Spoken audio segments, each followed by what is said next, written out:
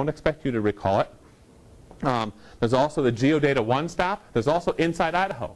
Okay, those type of sites and other sites like that, as well as ArcGIS Online, they have what's called spiders. Spiders on their servers, and those spiders go to other websites and they crawl those websites. And what they're looking for is XML. And when they find XML files, they harvest those XML files and the information or data that's stored inside those XML files.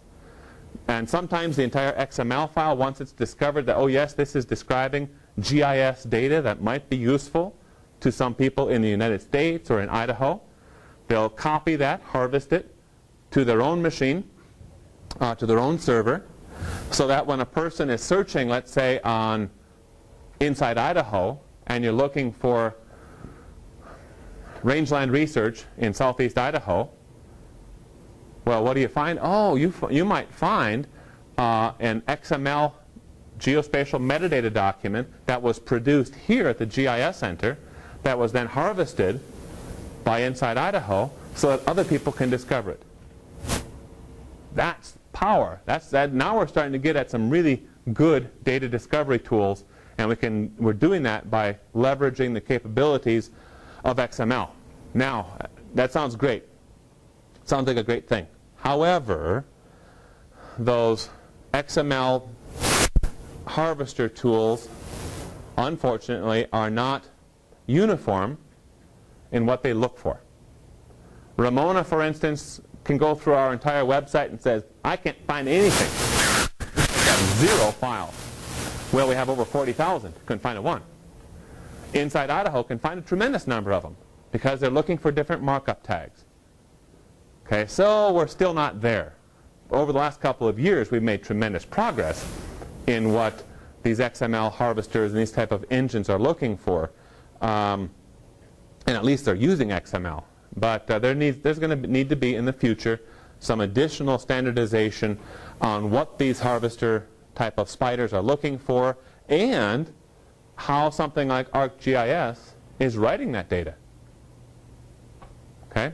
So that's got to be a good across-the-board compliancy to really make all this data fully discoverable and usable via people all over the world. Okay?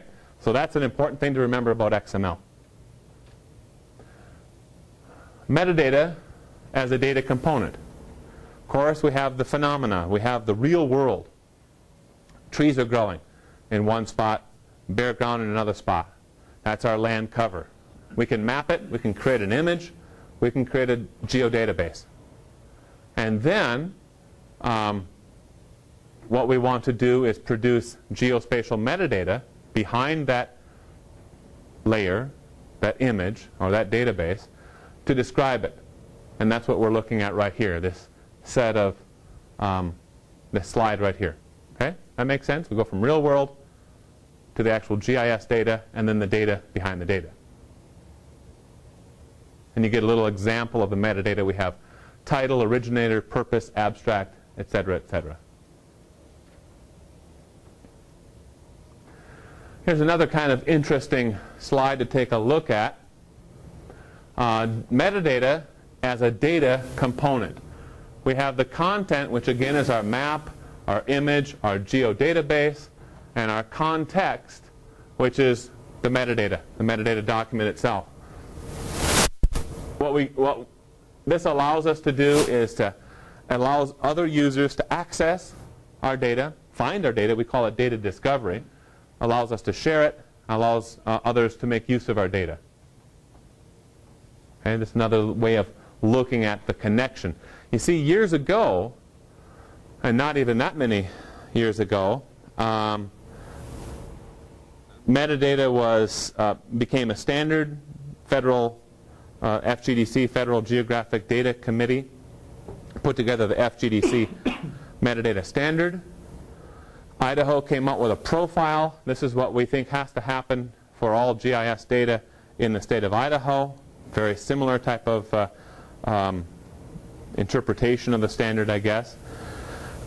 But as we created that metadata in HTML format, let's say, some people were doing it in Microsoft Word, there was no connection between the GIS data itself and the metadata. You'd use ArcView, look at the data, but then when you wanted to look at the metadata, you'd have to use a different application. You'd have to fire up Internet Explorer maybe, or Microsoft Word if you had it, or maybe in PDF documents, whatever. There was no connection whatsoever. Then as ArcGIS came about, it finally made that connection for us. So now, bundled with your data, and in fact within the geodatabase, it is inside the geodatabase, the metadata is. When we are looking inside of our catalog, we can see the points, lines, and polygons. We can look at the table, right? Plus, we can look at and read the metadata, or what ArcGIS is now calling a description. And I'll tell you this also. The way that ArcGIS 10 deals with geospatial metadata as a description actually has moved a step away from compliancy in both FGDC and ISO.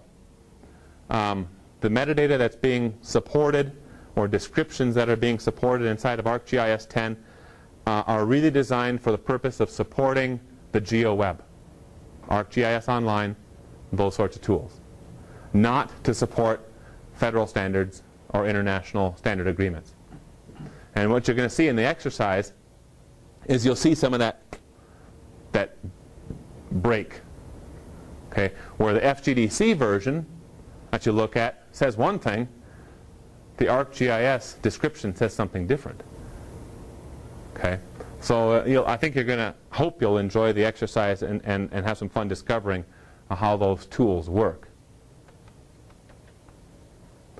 Metadata is considered the building blocks, or a building block of the NSDI, National Spatial Data Infrastructure. Okay, you can see there's data to help decision makers choose the best course of action.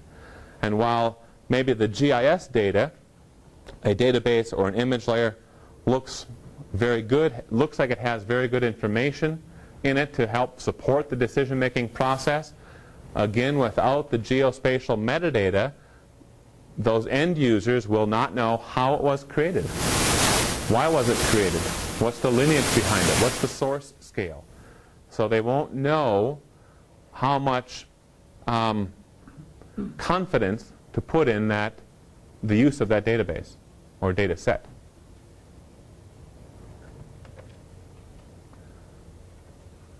Metadata is also considered the building blocks of your own spatial data infrastructure. That could be Idaho's SDI, the TIM project, right? Or the Idaho map. It could also be a spatial data infrastructure for your enterprise. Could be the place where you work. It could be your, the school or your department, anything like that.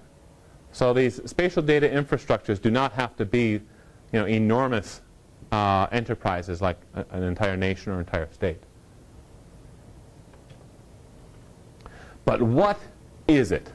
We've talked about kind of trying to convince you, hey, it's good to make it, good to use it, here's why it's important. But now let's get down to the brass tacks here. What is it? So the Federal Geographic Data Committee standard consists of 7 major sections. That's their name, major sections. Each major section contains various minor sections and elements.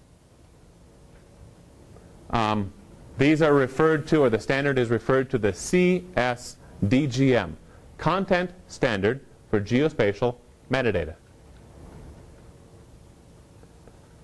Digital, Content Standard for Digital Geospatial Metadata. I forgot the D in there. Let's look at it here. There we have on the left side metadata. That's a metadata document. On the top we see identification information. That's one of the 7 major sections. Second major section is data quality information, spatial data organization information, spatial reference information, entity and attribute information, distribution information, and then lastly, metadata reference information. This is data about data about data. Metadata, metadata. Okay, so look at this. The legend says that the only two mandatory pieces are identification information and metadata reference information. You identify what the geospatial data set is, and then you identify who the creator of the metadata is. And that's the standard.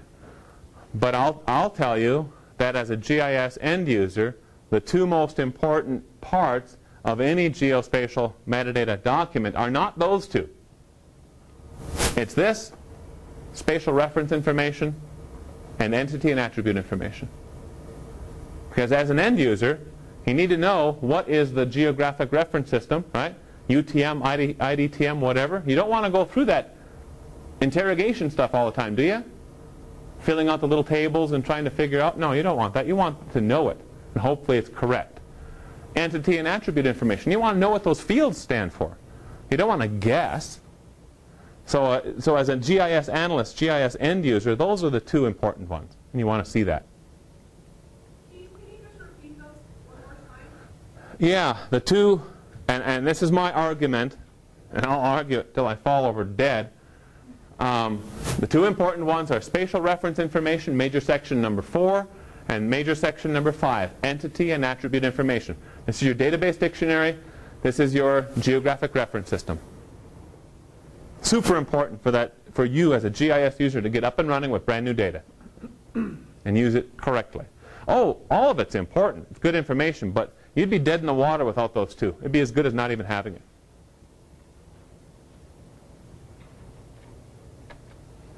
Let's take a closer look at some of these major sections. Identification information. What are we going to find there? Okay, we'll find the name of the data set, name of the data. If there's a data, you may have a database and it has various different things inside of it. I'll tell you this also. Geospatial metadata is typically produced at the feature class level. So individual shapefiles maybe, individual feature classes within a geodatabase, you typically do not create geospatial metadata at the database level.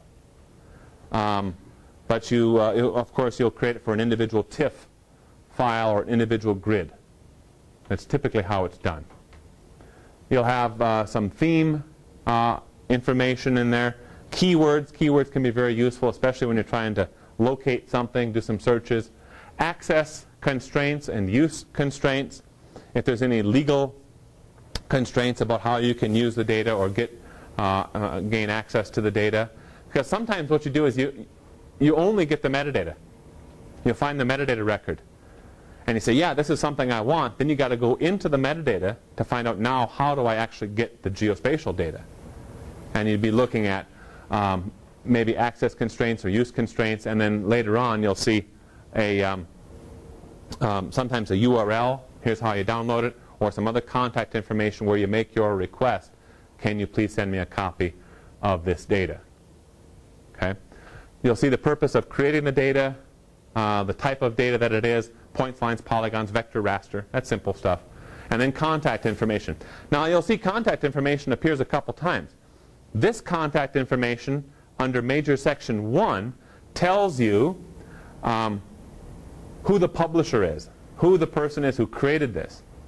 And that is not always the same person, as you'll see noted later on when we look at the metadata reference information, because that's going to give you the contact for the metadata librarian, the person who wrote this file. Yeah, they may work in the same office, may not be the same person, or it may be completely separate. This was produced by USGS, but the metadata was produced by Idaho State University grad students, something like that. Okay? So if you have questions about the metadata, it's incomplete or whatever, you'd contact that metadata librarian. If you have questions about the actual data, you think, hey, something's wrong with this, it doesn't seem like it's correct, then you'd contact this contact, which is under major section 1. Make sense? Yeah? Major section 3. Yeah, major section 3, we see the spatial domain. Now this is the spatial organization information. So going to be pretty basic information about let's say the min-max x and y, kind of